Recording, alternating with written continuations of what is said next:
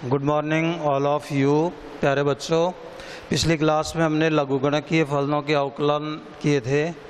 आज अपन नया टॉपिक ले रहे हैं प्राचलिक समीकरणों के अवकलन। तो पहले तो अपन ये देखें कि प्राचलिक समीकरण होते क्या है। कि यदि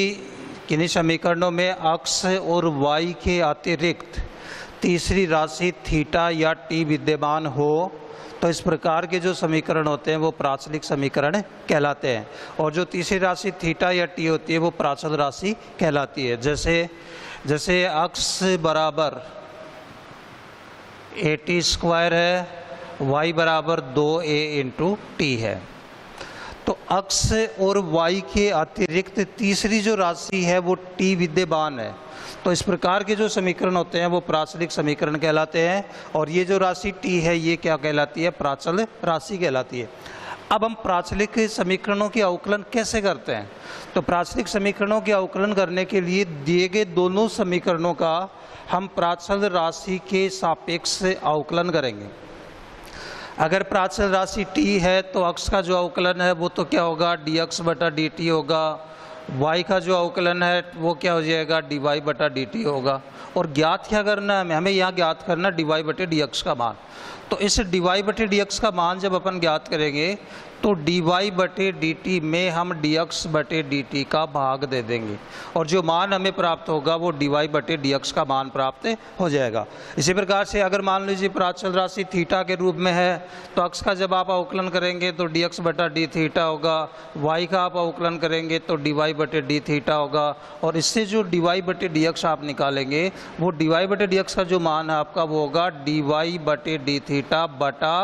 dx बटे d थीटा। इस रूप में अपन प्राचलिक समीकरणों की अवकलन करेंगे कि यदि अक्ष और वाई के अतिरिक्त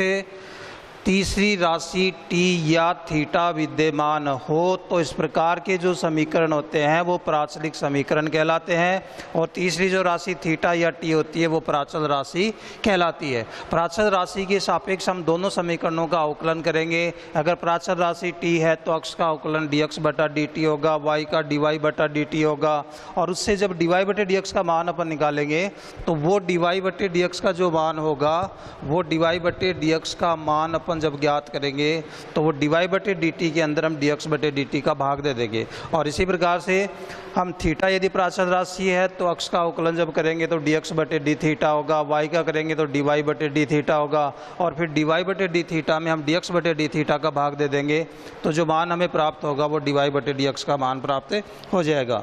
तो अपन जब प्राचलिक समीकरणों के अवकलन करें, जैसे उदाहरण के अंदर दे रखा है अपन को कि एग्जाम्पल नंबर 16 का पहला पार्ट है अक्ष बराबर 2a स्क्वायर। एग्जाम्पल नंबर 16 जिसका पहला पार्ट है अक्ष बराबर 2a स्क्वायर और y बराबर यहाँ आपको मान दिया गया है a इंटू टी की घात 4।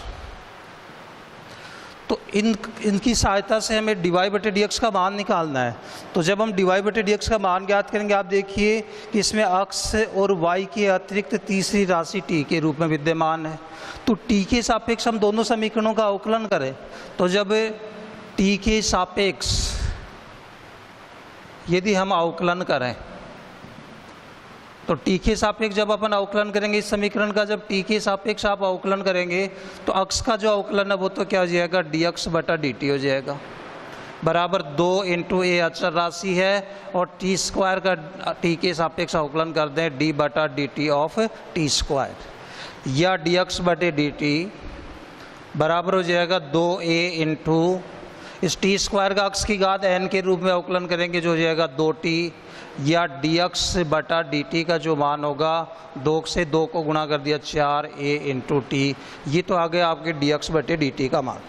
फिर इस दूसरे समीकरण का भी हम t के सापेक्ष अवकलन करें तो दूसरे समीकरण का जब हम t के सापेक्ष अवकलन करेंगे तो dy बटे dt बराबर a इंटू d बटा dt ऑफ t की घात 4 या dy बटे dt बराबर a इंटू इस t की घात 4 का फिर अक्ष की घात n के रूप में अवकलन करें, तो इसका जब हम अक्ष की घात n के रूप में अवकलन करेंगे तो जाएगा 4 इंटू टी की घात 3, और इससे dy बटा dt बराबर गुणा जब करेंगे तो ये मान आ जाएगा 4a इंटू टी की घात 3। तो dy बटे dt का मान निकाल लिया हमने 4a इंटू टी की घात 3, dx बटे dt का मान निकाल लिया 4a इंटू टी, और अब हम ज्ञात करें dy बटे dx। तो dy बटे dx बराबर मान होता है dy बटे dt बटा dx बटे dt, और इससे dy बटे dx बराबर ये मान हो जाएगा dy बटे dt का मान तो अपने पास है 4a इंटू टी की घात 3। इसी प्रकार dx बटे dt का जो मान आपके पास है वो 4a इंटू टी, 4 से 4 कैंसिल हो जाएगा, a से a कैंसिल हो गया, और यहाँ dy बटे dx बराबर मान बच गया t की घात 3 बटे t, और t की घात 3 में t का भाग दे देंगे तो मान क्या जाएगा t²। तो दिए गए फलन का अक्ष के सापेक्ष जो अवकलन हो जाएगा यानी dy बटे dx का जो मान वो क्या जाएगा t² आ जाएगा। फिर सेकंड पार्ट है इसी के अंदर,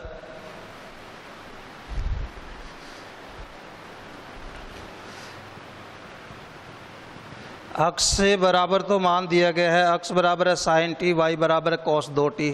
अक्ष बराबर साइन टी, वाई बराबर है कॉस 2t। अक्ष और वाई के अतिरिक्त तीसरी जो राशि है इसके अंदर, वो तीसरी जो राशि है वो टी विद्यमान है, और तीसरी राशि टी विद्यमान है तो ये प्राचल समीकरण है, और इन प्राचलिक समीकरणों में टी प्राचल राशि के रूप में विद्यमान है। यदि हम प्राचल राशि के सापेक्ष यदि अवकलन करें, तो जब प्राचल राशि के सापेक्ष आप अवकलन करेंगे तो टी के सापेक्ष अवकलन करने पर इसका जब आप अवकलन करेंगे, अक्ष का टी के सापेक्ष अवकलन होता है dx बटा dt बराबर दाएं तरफ हो जाएगा d बटा dt ऑफ साइन टी,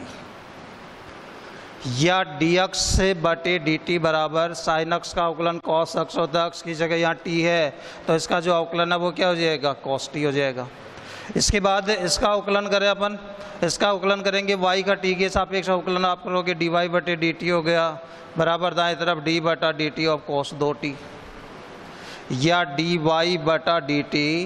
बराबर cos 2t का अवकलन किया साइन माइनस का साइन 2t, और इसके बाद 2t का भी अवकलन करेंगे तो d बटा dt ऑफ 2t, या dy बटे dt बराबर minus sign 2t into 2t का जब अपन अवकलन करें तो 2 तो क्या है यहाँ पे अक्षर राशि है, t का t के सापेक्ष अवकलन क्या होगा 1, तो इसका अवकलन क्या हो जाएगा 2, या dy बटे dt बराबर ये मान हो जाएगा -2 इंटू साइन 2t। फिर ज्ञात करें हम dy बटे dx, और बेटा जब dy बटे dx हम ज्ञात करते हैं तो हम क्या करते हैं dy बटे dt में dx बटे dt का क्या कर दें भाग दे दें, और इसका भाग जब अपन देंगे तो dy बटे dx बराबर dy बटे dt की जगह यहाँ से मान रख दो -2 इंटू साइन 2t, तो -2 इंटू साइन 2t बटा dx बटा dt का यहाँ से मान रख दो cos t, या बराबर ये मान हो जाएगा dy बटे dx बराबर -2 इंटू साइन 2x बराबर होता है 2 sine x into cos x, तो साइन 2t का मान हो जाएगा 2 sine t into cos t और बटा cos t। cos t से cos t कैंसिल हो गया, और 2 को 2 से गुणा किया तो इसका मान आ जाएगा -4 इंटू साइन t, ये आपके dy बटे dx का मान आपको प्राप्त हो जाएगा। फिर इसी का तीसरा पार्ट है,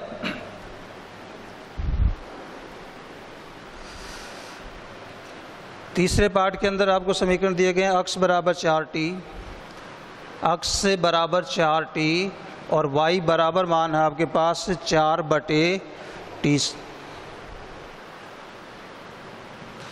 प्राचल राशि t के सापेक्ष यदि हम अवकलन करें तो प्राचल राशि t के सापेक्ष जब आप अवकलन करेंगे, अक्ष का t के सापेक्ष अवकलन क्या हो जाएगा dx बटा dt हो जाएगा। 4 यहाँ पर अक्षर है d बटा dt ऑफ t, या dx से बटे dt बराबर 4 इंटू टी का अवकलन 1, और 4 को 1 से गुणा कर दें 4, तो dx बटा dt का जो मान है वो तो क्या आ जाएगा 4 आ जाएगा। फिर इस दूसरे समीकरण y बराबर 4 बटे टी का भी t के सापेक्ष अवकलन करें तो इसका जब अपन अवकलन करेंगे तो dy बटे डी टी बराबर 4, तो यहाँ पर अचर राशि है, और इसका जब अपन अवकलन करेंगे d बटा डी टी ऑफ 1 बटा टी, या dy बटा डी टी बराबर 4 इंटू 1 बटा अक्ष का अवकलन जब अपन करते हैं, इस 1 बटा अक्ष को हम लिख सकते हैं अक्ष की घात -1, और जब इसका अवकलन अपन करेंगे d बटा डी एक्स ऑफ अक्ष की घात -1, अवकलन अपन यहाँ करते हैं अक्ष की घात n के रूप में, तो -1 इंटू अक्ष की घात -2 या -1 बटा अक्ष स्क्वायर धनात्मक घात में बदल दिया। ऐसे इस 1 बटा टी का जब अपन अवकलन करेंगे तो वह अवकलन हो जाएगा -1 बटा टी स्क्वायर, या dy बटा डी टी बराबर ये मान आ जाएगा -4 बटे टी स्क्वायर। तो dx बटा डी टी निकाल लिया, dy बटा डी टी निकाल लिया, और इसके बाद हमें यहाँ मान ज्ञात करना dy बटे dx का। तो जब dy बटे dx का मान हम निकालें वो मान होगा dy बटे डी टी बटा dx बटा डी टी, कि dy बटे डी टी के मान में हम dx बटे डी टी के मान का भाग दे दें, और dy बटा डी टी का जो मान आपके पास वो -4 बटे टी स्क्वायर, तो -4 बटे टी स्क्वायर बटा dx बटा डी टी, dx बटा डी टी का मान कितना 4, तो dy बटे dx का मान कि -4 बटे टी स्क्वायर के अंदर यदि हम भाग दे दें 4 का तो बराबर ये मान हो जाएगा -4 बटे टी स्क्वायर इंटू 1 बटा 4, 4 से 4 कैंसिल हो गया, और यहाँ से dy बटे dx का जो मान है वो आ जाएगा -1 बटा टी स्क्वायर। ये दिए गए फलन का अक्ष के सापेक्ष अवकलन होगा। इसके बाद अगला उदाहरण है 17 का, जो एग्जाम्पल नंबर 17 है, उसके पहले पार्ट के अंदर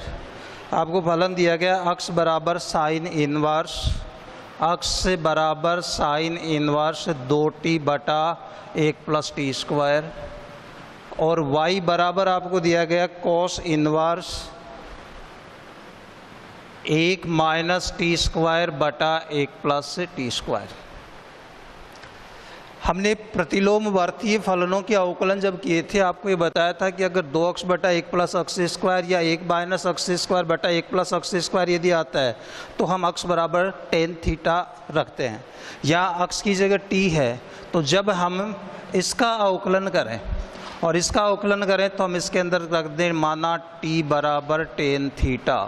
जब t बराबर टेन थीटा होगा तो थीटा बराबर मान क्या हो जाएगा टेन इनवर्स t, और ये मान जब हम इसमें रखें तो अक्ष से बराबर मान हो गया साइन इनवर्स 2 इंटू टी की जगह टेन थीटा बटा 1 plus T square 1 plus ten square theta, और चूंकि 2 टेन थीटा बटे 1 प्लस टेन स्क्वायर थीटा बराबर मान होता है साइन 2 थीटा, इसकी जगह ये मान रखेंगे तो अक्ष बराबर आ जाएगा साइन इनवर्स साइन 2 थीटा, या अक्ष बराबर आपको मान प्राप्त हो जाएगा 2 थीटा। साइन इनवर्स से साइन अक्ष बराबर अक्ष, तो अक्ष का जो मान है वो कितना प्राप्त हो गया आपको 2 थीटा प्राप्त हो गया। इसी प्रकार से ये जो मान आपका इसमें अपन प्रतिस्थापन करें, इसमें प्रतिस्थापन करेंगे तो y बराबर क्या हो जाएगा कॉस इनवर्स 1 माइनस टी की जगह टेन थीटा रखा तो टेन स्क्वायर थीटा बटा 1 प्लस टेन स्क्वायर थीटा, और चूंकि 1 माइनस टेन स्क्वायर थीटा बटे 1 प्लस टेन स्क्वायर थीटा बराबर होता है कॉस 2 थीटा, तो y बराबर मान आ जाएगा कॉस इनवर्स कॉस 2 थीटा, या कॉस इनवर्स कॉस अक्ष बराबर अक्ष होता है, अक्ष की जगह कितना आपके पास 2 थीटा, तो यह y का मान कितना आ जाएगा 2 थीटा आ जाएगा। अब आप देखिए कि ये समीकरण नंबर 1 कह रहा है कि अक्ष का मान 2 थीटा के बराबर है, समीकरण 2 कह रहा है कि y का मान 2 थीटा के बराबर है, तो समीकरण 1 और 2 से इन दोनों से क्या लिख सकते हैं अपन y बराबर अक्ष, कि दोनों का मान ही तो 2 थीटा, तो अक्ष और y क्या होंगे बराबर होंगे। और अब हम अक्ष के सापेक्ष अवकलन कर दें, अक्ष के सापेक्ष अवकलन करने पर, तो जब अक्ष के सापेक्ष आपने अवकलन किया y का अक्ष के सापेक्ष अवकलन क्या होगा बेटा dy बटे dx, और अक्ष का अक्ष के सापेक्ष अवकलन क्या होगा 1, तो यहाँ से आपको dy बटे dx का जो मान वो कितना प्राप्त हो जाएगा 1 प्राप्त होगा। इसके बाद सेकंड पार्ट है इसी एग्जाम्पल के अंदर, तो सेकंड पार्ट के अंदर हमें 2 प्राचलिक समीकरण दिए गए हैं। अक्ष बराबर तो दिया गया 380 बटा 1 प्लस टी की घात 3, और y बराबर आपको दिया गया 380 स्क्वायर बटा 1 प्लस टी की घात 3। डी वाई बटे डी एक्स आपको ज्ञात करना है। तो जब हम डी वाई बटे डी एक्स ज्ञात करेंगे, हम देख रहे हैं कि एक्स और वाई के अतिरिक्त इसमें तीसरी राशि टी के रूप में विद्यमान है, और जब तीसरी राशि टी है तो प्राचल राशि है वो। तो प्राचल राशि टी के सापेक्ष जब हम इन दोनों समीकरणों का अवकलन करें, तो इन दोनों समीकरणों का जब अपन अवकलन करेंगे, ये दो फलनों का भागफल है, तो दो फलनों के भागफल के रूप में जब इसका अवकलन किया तो डी एक्स बटे डी टी बराबर हर की जगह 1 प्लस टी की घात 3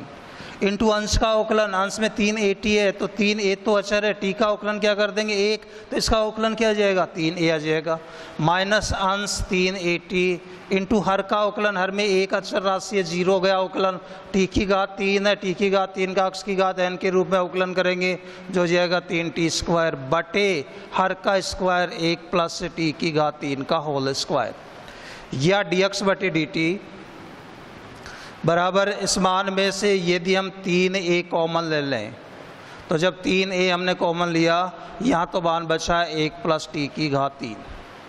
इसमें जब 3a कॉमन लेंगे तो माइनस निशान t इंटू 3t स्क्वायर गुणा करेंगे तो क्या हो जाएगा 3t की घात 3 बटा हर में मान है 1 प्लस टी की घात 3 का होल स्क्वायर, या ये मान हो गया आपका डी एक्स बटे डी टी बराबर 3a इंटू 1 माइनस 2t की घात 3 की घात 3 माइनस का प्लस का t की घात 3 तो माइनस 2t की घात 3 बच गया बटा 1 प्लस टी की घात 3 का होल स्क्वायर, ये तो डी एक्स बटे डी टी का मान हो गया। इसके बाद बेटा हम इसका अवकलन करें दो फलनों के भागफल के रूप में, तो y का तो अवकलन आपका हो जाएगा डी वाई बटे डी टी, इसमें फिर हर की जगह आपके पास मान है 1 प्लस टी की घात 3 तो 1 प्लस टी की घात 3 इंटू अंश का अवकलन, अंश के अंदर 3a तो अचर है, और टी स्क्वायर का जब आप अवकलन करेंगे तो अवकलन क्या हो जाएगा 2t माइनस अंश की जगह मान है 3a इंटू टी स्क्वायर, हर का अवकलन 1 का तो 0 हो जाएगा, टी की घात 3 का जब आप अवकलन करेंगे तो 3t स्क्वायर हो जाएगा, तो इंटू 3t स्क्वायर और बटा हर का स्क्वायर 1 प्लस टी की घात 3 का होल स्क्वायर, या डी वाई बटे डी टी बराबर 1 प्लस टी की घात 3 इंटू इनको जब गुणा करेंगे तो यहाँ मान क्या आ जाएगा 3 दूनी 6a इंटू टी, इसको जब गुणा करेंगे तो 3 3 9a इंटू टी की घात 4 बटा 1 प्लस टी की घात 3 का होल स्क्वायर। अब इस मान में भी अपन यदि कॉमन ले लें तो डी वाई बटे डी टी बराबर, एक तो हमने 3 कॉमन ले लिया, a कॉमन ले लें, एक t कॉमन ले लें, और ये जब अपन कॉमन लेंगे तो यहाँ मान बचेगा आपके पास 2 इंटू 1 प्लस टी की घात 3, ये तो ऐसा कैसा बच गया, और 680 में यदि 380 कॉमन लेंगे तो क्या बचेगा 2 माइनस इसमें 3a कॉमन लिया तो 3 बच गया, टी की एक घात कॉमन लिया तो टी की घात 3 बच गई, और बटे 1 प्लस टी की घात 3 का होल स्क्वायर, या डी वाई बटे डी टी बराबर 3a into T 2 plus 2t की घात 3, 2 से गुणा कर दिया दोनों पदों को, और माइनस 3 इंटू टी की घात 3 और बटा 1 प्लस टी की घात 3 का होल स्क्वायर। तो इस माइनस 3t की घात 3 और 2t की घात 3 है, यहाँ से यदि अपन मान देखें तो डी वाई बटे डी टी का मान क्या हो गया आपके पास, तो डी वाई बटे डी टी बराबर आ जाएगा 3a इंटू टी, अंदर मान बच जाएगा 2 माइनस टी की घात 3, तो 2 माइनस टी की घात 3 और हर में वही मान 1 प्लस टी की घात 3 का होल स्क्वायर। तो ये आ गया आपका डी वाई बटे डी टी का मान, और ये आ गया आपके डी एक्स बटे डी टी का मान, और हमें ज्ञात क्या करना है, हमें ज्ञात करना है डी वाई बटे डी एक्स, तो डी वाई बटे डी एक्स, इसलिए डी वाई बटे डी एक्स बराबर होगा डी वाई बटे डी टी बटे डी एक्स बटे डी टी। अब डी वाई बटे डी टी का तो वहाँ से मान रखो, आपके पास है 380 इंटू 2 माइनस टी की घात 3 बटा 1 प्लस टी क्यूब का होल स्क्वायर, बटा ये तो मान रख दिया डी वाई बटे डी टी का, डी एक्स बटे डी टी का यहाँ से मान रख दो जो है 3a इंटू 1 माइनस 2t की घात 3 बटा 1 प्लस टी क्यूब का होल स्क्वायर, ये दोनों के मान रख दिए। और अब इसको जब अपन सरल करें तो इसको जब सरल करेंगे तो 380 इंटू 2 माइनस टी की घात 3 बटा 1 प्लस टी की घात 3 का होल स्क्वायर, और इसको जब गुणनफल के रूप में बदलें तो 1 प्लस टी की घात 3 का होल स्क्वायर बटा ये मान आ जाएगा आपका 3a इंटू 1 माइनस 2t की घात 3। तो बेटे ये मान इससे कैंसिल हो गया और यहाँ 3 से 3 कैंसिल हो जाएगा, a से a कैंसिल हो जाएगा। तो dy बटे dx का जो मान है वो बराबर आ गया t इंटू 2 माइनस टी की घात 3, ये तो अंश में बच गया, और हर में मान बच गया 1 माइनस 2 इंटू टी की घात 3। ये दिए गए फलन का आपको अक्ष के सापेक्ष क्या प्राप्त हो जाएगा, अवकलन प्राप्त हो जाएगा। थैंक यू, धन्यवाद।